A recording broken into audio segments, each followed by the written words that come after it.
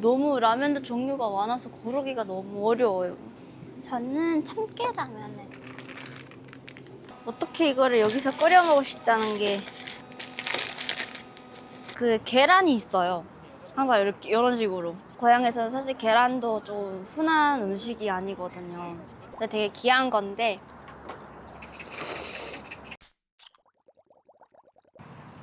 안녕하세요. 안녕하세요. 자기소개 부탁드리겠습니다. 네. 네, 안녕하세요. 이제 저는 함경북도 무산군에서 2019년에 이제 탈북하여 현재 이제 5년 차 대한민국에 적응하고 있는 탈북 대학생 박성미입니다. 만나서 반갑습니다. 반갑습니다. 저희가 지금 라면 먹으러 왔는데 네. 처음에 한국에서 라면 드셨을 때 어떠셨어요? 처음에 라면을 먹을 때 너무 행복했던 것 같아요. 북한에서는 한국 라면을 먹기가 되게 이제 힘들어요. 근데 중국 라면도 이제 가끔씩 진짜 특식으로 먹다 보니까 예전에 제가 특식으로 할머니랑 먹었던 이 라면을 내가 한국에 와서 마음껏 먹을 수 있다는 게 너무 행복했던 것 같아요. 한강이면은 또 무조건 라면을 먹어야 된다고 하더라고요. 와.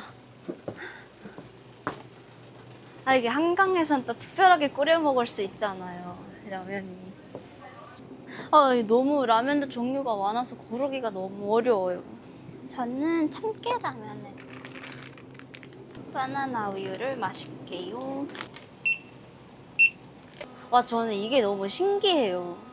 어떻게 이거를 여기서 끓여 먹을 수 있다는 게. 와.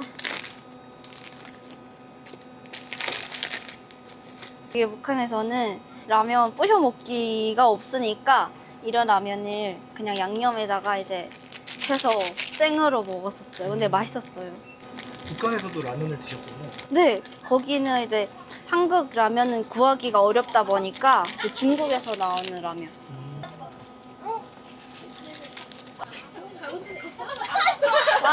진짜 되게 오랜만인 것 같아요. 한강 오랜만에 오세요? 네, 이게 거의 한 1년 반 정도 되지 않았나 싶어요. 이제 대학교 1학년 들어가서 그때 많이 가고 치고 되게 오랜만이에요. 한강 오면 무조건 한강 라면. 짜잔. 잘 먹겠습니다.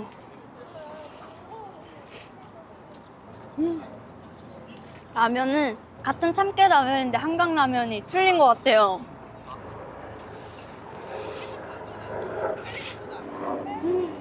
맛있겠다. 맛있어요.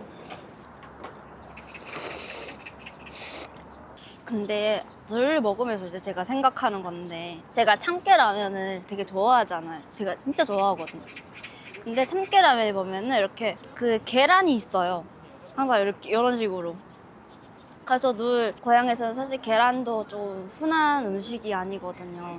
그래도 명절이다 하면 계란 이제 후라이 하거나 아니면 이제 계란을 삶거나 이제 이렇게 해서 먹어요. 근데 되게 귀한 건데, 라면도 제가 귀하다고 말씀을 했잖아요. 중국에서 이제 나오는 이제 라면이기도 한데, 라면을 한번 먹을 때 저희는 라면 넣고 계란 넣고 거의 나중에 이제 두부 같이 넣어가지고, 라면 그 양념물에 양을 많이 불어서 먹으려다 보니까 뭘 많이 넣어요. 그래서 가끔씩은 또 삼겹살도 이제 돼지고기를 이렇게 잘라서 이제 넣어가지고 같이 끓여 먹는 데도 있고. 그걸 라면을 다 건져 먹으면 그 물에 밥을 말아 먹어요.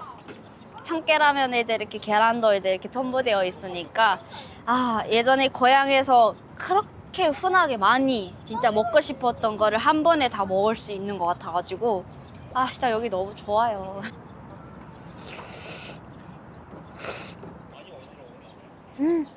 매운맛이어가지고 매콤해요. 라면 한 그릇 뚝딱 했죠. 잘 먹었습니다. 배불러. 라면을 드셨잖아요. 네. 처음에 라면 드셨을 때와 지금 어떤 차이가 있을까요? 근데 처음에는 진짜 이게 귀한 음식이다 보니까 이 귀한 거를 이렇게 마음껏 먹을 수 있다. 그러니까 편의점에 가면은 라면이 쫙 있잖아요. 너무 행복했어요, 그때. 나 예전에 할머니랑 라면을 가끔씩 사가지고 진짜 특식 마냥 한 번씩 먹었었던 건데, 내가 오늘은 라면 먹어야지 하면 어느 편의점에나 잔뜩 하고 바로 이제 먹을 수 있다는 게 진짜 행복했어요, 그때. 근데 지금은 워낙 라면을 많이 먹어가지고 막 요즘은 진짜 행복한 고민이지만 막 다이어트도 해야 되고 막 몸 관리를 해야 되다 보니까 이 몸 관리에 라면이 조금 위험하잖아요. 진짜 다음날 뭐 친구를 만난다던가 아니면 좀 예쁘게 꾸미고 나가야 될 때는 저녁에는 또 라면을 먹으면 얼굴이 붓는다고 또 안 먹고 이제 이렇게 행복한 고민을 하다 보니까 라면이 이제 살짝 조금 멀어진 느낌. 예전보다는. 그래도 라면을 사랑합니다. 네. 지금 먹을 게 너무 많으니까 네, 그렇죠. 개구리가 얼챙이 때 생각을 못한다. 이제 이런 것처럼 저희가 그런 것 같아요. 이게 고향에 있을 때는 맨날 옥수수 밥도 오늘 한 끼 배부르게 먹어야 아 먹었구나 내일은 또 얼마나 벌어야 이거를 먹을 수 있을까 이런 생각을 했는데 배고프긴 한데 뭘 먹어야 되지? 그러니까 없어서 걱정이 아니라 너무 많은 데서 고르기가 어렵다 보니까 뭘 먹어야 되지 이런 거를 생각을 하고 한켠으로 진짜 행복한 고민을 한다. 그래서 이게 너무 맛있는 것들이 너무 많고 그래서 요즘은 친구들이 너 음식 뭘 제일 좋아해? 이러면은 모르겠어요. 다 맛있고. 한국이 그래도 예전에는 못 살았잖아요. 한국도 네. 잘 살다 보니까 먹을 것도 많아지고 할 수 있는 게 많아지니까 그거에 대한 고마움을 좀 잊어가는 게 아닐까. 그래서 이제 가끔씩은 행복한 고민을 하고 있네. 이제 이런 거를 그냥 예쁜 말로 하다 보니까 그런 거고 제가 한국에 와서 이렇게 라면이라도 진짜 마음껏 먹고 싶고 지금의 생활을 유지하고 있는 게 살고 있는 게 얼마나 고마운 건지 종종 잃어가는 것 같고 너무 지금 한국 생활에 적응을 하면서 잘 살고 있는 것이 또 당연하다고 느껴가는 것 같아요. 당연한 거에 이제 계속 적응이 돼버리는 것 같아가지고 그냥 한국에 왔으니까 내가 이 한국에 당연하게 이런 생활을 누리고 있다라는 것이 처음엔 진짜 이만큼 감사했으면 지금은 조금씩 감사함을 잃어가고 당연하다는 것 같이 이제 익숙해 버려지는 것 같아서 조금은 미안하죠. 북한에서 당연히 여기보다 다 맛이 없겠지만 그래도 북한에서 제일 맛있었던 음식이 있나요? 제일 맛있었던 음식은 진짜 많아요. 여름 되면은 시장에 그 녹마 국수라고 해서 냉면이에요. 진짜 맛있어요. 거기 녹마 국수라고 하지만 여기서 냉면이라 불리잖아요. 물냉면, 인조고기밥, 두부밥, 그다음에 순대. 여기서처럼 당면 넣은 순대가 아니에요. 거기에는 진짜 찹쌀이랑 이제 고기랑 뭐 야채 같은 걸 넣어서 하는데 진짜 맛있어요. 흔히 먹지 못하고 가끔씩 내가 돈을 지불하고 사 먹었던 음식들. 북한에서 사람들이 많이 굶어서 죽고 이러잖아요. 지금도 좀 소식이 있나요? 그런 얘기가? 진짜 솔직히 지금은 북한도 가봐야만 알아요. 제가 사는 동네 외에는 가보지 못하는 이상 사실은 몰라요. 여기서처럼 진짜 인터넷이 빵빵해서 찾아보면 나오고 막 그런 게 아니라 거기는 그냥 말이 전달되고 전달해서 듣는 거고 뭐 TV 보도에서나 나오면 듣는 외에는 크게 없다 보니까 사실은 잘 몰라요. 근데 지금은 그래도 막 굶어서 죽는 데는 없을 것 같아요. 이게 세월이 세월이고 사람들도 이제 바뀌어가고 있고 어떻게 해서라도 먹고 살기 위해 노력을 하다 보니까 굶어 죽는 세상보다는 이제 오히려 숨쉬고 사는 세상이 더 힘든 세상이 돼버린 거죠. 북한은 무조건 다 까맣고 아예 전기 없고 이렇게 알고 있는데 모든 곳이 그렇지 않고. 네, 그렇죠. 한국에서 평양을 보면 얼마나 밝아요. 해산시, 아니면 뭐 청진시 이런 데는 다 밝아요. 조명이 그래도 이제 다 배치가 되어 있고 한데 왜 불이 없고 까막 나라라고 하는 게 이제 조금 뭐 무산군 같은데 무산군에서도 또 몰래 돈 있는 사람들은 주변 공장에 선을 이제 돈 주고 사서 본 사람들이 있어요. 그리고 워낙 지금은 태양광이 다 아마 거의 한 집에 한 개는 있을 거예요. 그러니까 그걸 충전시켜가지고 불 켜고 보거나 하지 예전처럼 진짜 등잔불 밑에서 살지는 않을 거예요. 지금은. 10년 전에 온 분들, 20년 전에 온 분들이 계시고 흥미님은 5년 전에 오셨잖아요. 그렇죠. 비교적 진짜 최근에 오셨는데 그래서 더 이 정보의 차이가 또 있을 것 같아요. 그분들하고도. 아, 네. 최근에 살다 오셨잖아요. 네네, 비교적. 그렇죠. 그래서 뭐 아마 진짜 10년, 20년 되신 분들은 아마 전기를 그러니까 그때는 태양광이라는 게 크게 없었을 거예요. 저희 집에 이제 뭐 불이 오다가 이제 국가에서 전기가 이제 부족하다 보니까 전력 뭐 안 줬어요. 불이 안 왔어요. 불이 안 오고 진짜 겨울에는 물도 제대로 안 나와서 두만강에 나가서 물 길어다가 먹었어요.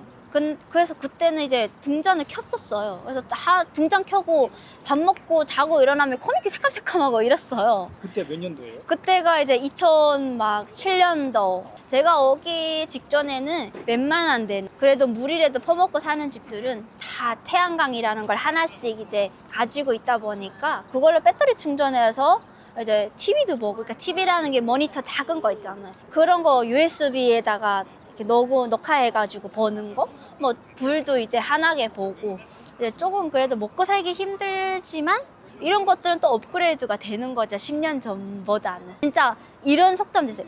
옥수수 국수 장사를 하면서도 핸드폰은 산다. 그러니까 거기서도 여기서 막 이제 유행을 따르다시피 거기서도 또 돈 있는 사람들은 있고 없는 사람들이 아예 없지. 또 뭐 아주 여기보다 더 많은 돈이 더 많은 사람들도 있고 하니까 유행을 따를 건 따르고, 대신 빈부격차가 이제 이만큼 심한 거죠. 진짜 어떤 분들은 핸드폰을 사용하고 있으면서 진짜 이제처럼 태양광으로 TV를 보는 반면에 또 이제 등잔 기름도 없어가지고 등잔불도 켜지 못하고 날이 어두워지기 전에 빨리 밥을 먹고 자는 그런 시골집도 있고, 그래서 되게 다양해요. 그리고 또 살아온 환경마다 또 틀려요. 북한 지역마다 네. 다 다르잖아요. 그렇죠. 근데 한국 와서 이제 서로의 얘기를 듣고 놀라시기도 하신다고 하더라고요. 네, 여기서는 부산은 어떤 사투리를 쓰는데, 아니면 부산 가면 꼭 뭐 이렇게 해야 되는데, 이런 것들을 뭐 인터넷에서나 뭐든 다 쉽게 접하잖아요. 근데 거기는 그런 게 안 접하니까 내가 사는 이 거장이 전부라고 생각을 하거든요. 다 이렇게 산다고 생각을 해요. 모르니까. 근데 이제 예를 들면은 막 해산이나 무산에서 사시는 분들이 아파트가 이제 4층이게 되면, 여기는 높으면 높을수록 가격이, 집값이 차이 나잖아요. 거긴 높으면 높을수록 싸요. 그래요? 네. 이제 워낙 아파트에 물이 올라가려면 그만큼 전기가 있어야 되는데, 전기가 딸리다 보면 1층만 조금 나오고 2층부터는 안 나올 때가 있어요. 그러니까 4층까지 물이 올라오지를 못하는 거죠. 힘이 없어서. 이걸로 그래서 막 이제 아파트 4층에서는, 아파트들 보면은 창고가 집 안에 있는 것도 있지만 보통 보면 다 밖에 있어요. 바닥에 1층에. 그럼 그 1층에 나무 장작을 올려가야 되는데 4층까지 들고 올라가기 힘들잖아요. 그러니까 이렇게 바게트 같은 이런 게다가 이렇게 줄을 해가지고 내려보내 하면 4층에서 그렇게 내려보내요. 거기에 이게 장작이나 뭐 짐 같은 걸 이렇게 해놓으면 위에서 또 이렇게 끌어올려요. 이제 이런 문화가 이제 뭐 힘들다 보니까 4층까지 올라가고 내려가고 하기가 힘드니까 생긴 건데, 평양은 몰라요. 이거를 사용해 본 적이 없잖아요. 야, 쟤 거짓말 하지 마. 뭐 그런 게 다 있겠어. 이제 이렇게 하면 또 싸우는 거지. 그래서 그게 제일 큰 것 같아요. 그래서 방송이랑 보고 이제 서로 이제 이야기를 나눠보면, 또 어떤 분들은 뭐 전기를 마음껏 사용을 했다. 지금 또 저 같은 경우에는 전기는 안 왔는데 태양광을 사용을 했다. 그래서 이렇게 또 어떤 방면에는 태양광도 사용을 못했고 이제 시골이니까 전기도 안 들어와서 나는 까막 나라에서 살았다. 이제 이러신 분들이 다 거짓말 하시는 건 아니거든요. 근데 그 사람들이, 저는 함경북도 무산군에서 살았길래 태양광을 쓰면서 살았고, 또 뭐 해산 어디에서 사신 분은 또 뭐 전기가 잘 들어와서 전기를 잘 봤을 수도 있고, 다 각자 틀린 거지 거짓말 하는 건 아니죠. 체제의 차이긴 하죠. 그냥 뭐 여기는 뭐 자유로우니까 무난히 내가 노력을 하거나 나만 뭘 움직이면 할 수 있는 게 크다 보니까 가능한데, 이제 북한은 진짜 이제 딱 그 고립되어 있는 상태다 보니까 이제 아무리 내가 똑똑하고 잘났어도 나의 토대가 안 좋고 나쁘면은 실수를 할 수가 없어요. 근데 여기는 진짜 뭐 한 번 전과가 있다고 해도 전과를 벗어나서 또 노력하고 성실하게 살고 열심히 달리다 보면은 내가 올라갈 수 있는 거, 원하는 걸 할 수 있다. 근데 북한은 딱 고립되어 있다 보니까 뭐 진짜 아무리 똑똑해도 내 부모, 내 할아버지 뭐 이제 죄를 지어서 정치범 수용소에 갔다던가 아니면 한국으로 갔다던가 하면은 군대에 나가도 입당을 못해. 그런 것들이 이제 가장 크다 보니까 빈부격차가 더 심해지는 것 같아요. 아예 생각조차를 못하는 거죠. 그러니까